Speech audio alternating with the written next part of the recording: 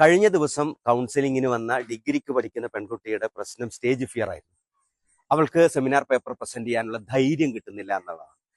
ഇത് മാറ്റിയെടുക്കാനുള്ള പ്രധാനപ്പെട്ട കാര്യങ്ങളാണ് ഇവിടെ പറയാൻ പോകുന്നത്. ഇതിൽ 3 ഘട്ടമുണ്ട്. ഒന്ന് പ്രിപ്പറേഷൻ, രണ്ടാമത്തത് പ്രസന്റേഷൻ, മൂന്നാമത്തത് ഫീഡ്ബാക്ക്. പ്രിപ്പറേഷനിൽ നിങ്ങൾ എന്താണോ പറയാൻ വിചാരിക്കുന്നത് ആ വിഷയം നന്നായിട്ട് പഠിച്ചു വെക്കുക. പഠിച്ചതിന് ശേഷം കണ്ണാടിയിലോ മറ്റോ നോക്കിയിട്ട് പല കുറി ഒന്ന് പ്രസന്റ് ചെയ്യുക. അല്ലെങ്കിൽ നിങ്ങളുടെ ഒരു ഫ്രണ്ടിന്റെ മുമ്പിൽ ഒന്ന് പറഞ്ഞു നോക്കുക. അതോടൊപ്പം തന്നെ നാളെ ഇത് അല്ലെങ്കിൽ അടുത്ത ദിവസം ഇത് പ്രസന്റ് ചെയ്യാൻ പോകുന്നതിനെ കുറിച്ച് ഒരു സിനിമ കാണുന്നത് പോലെ നന്നായിട്ടൊന്ന് വിഷ്വലൈസ് ചെയ്യുകയും ഞാൻ നാളെ തകർക്കുമെന്ന് വിശ്വസിക്കുകയും പറയുകയും ചെയ്യുക. രണ്ടാമത്തത് പ്രസന്റേഷനാണ്. പ്രസന്റേഷന് വരുമ്പോൾ ആദ്യം ചെയ്യേണ്ടത് നിങ്ങൾ സ്റ്റേജിൽ കയറി നിന്നിട്ട് നിങ്ങളുടെ നന്നായിട്ട് ബ്രീത്ത് എടുത്ത് നിങ്ങളുടെ സ്ട്രെസ് ഒന്ന് റെഡ്യൂസ് ചെയ്യുക.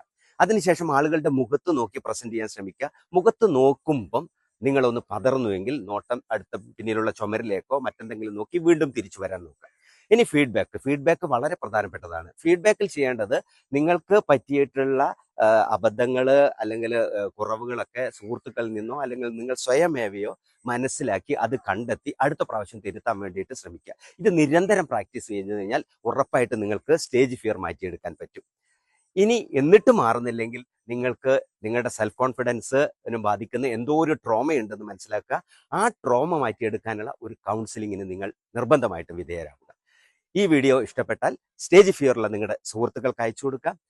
അതോടൊപ്പം തന്നെ ഈ പേജ് ഫോളോ ചെയ്യുക.